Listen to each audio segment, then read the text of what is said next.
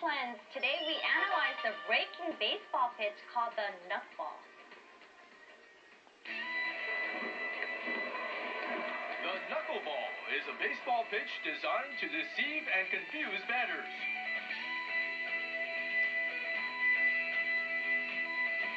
Today we look at why the knuckleball is so difficult to hit and how it's thrown.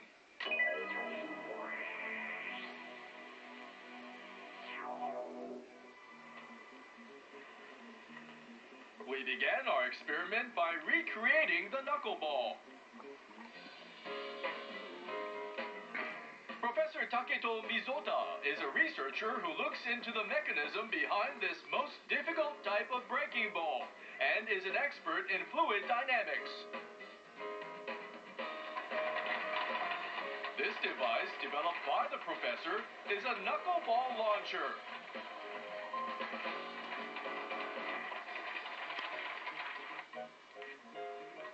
The device launches baseballs by forcing compressed air down a tube.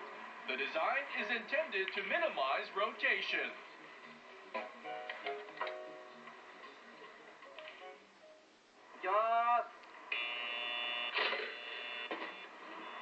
A college baseball team member serves as catcher.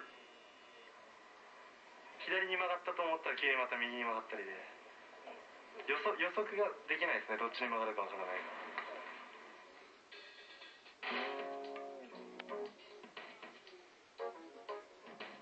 Straight after launch, the ball veers to the left. After moving left, the ball continues rotating slowly before turning back to the right.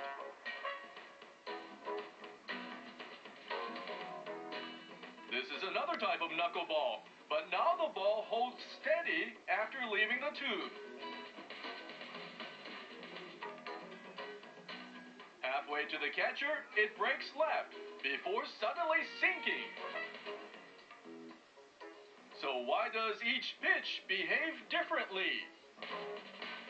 The movement of the knuckleball is greatly influenced by the ball's seams. You can't throw one if the ball is completely smooth and round. The combination of seams and smooth surfaces makes the movement unpredictable.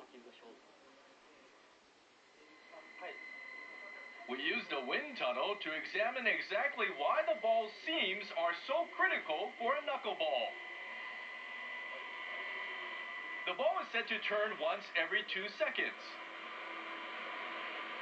Steam is used to highlight the airflow. We shot the ball from above with a high-speed camera. The ball is simply turning counterclockwise, but we can see that the vapor trail behind the ball deviates left and right. These airstream movements are caused by the ball's seams. As the ball moves through the air strikes the raised seams, causing turbulence on the ball's left side, which sticks to the ball's surface. On the other hand, the airflow striking the smooth part of the ball on the opposite side quickly flows past. When the two airflows, moving at different speeds, merge behind the ball, the airflow is deflected.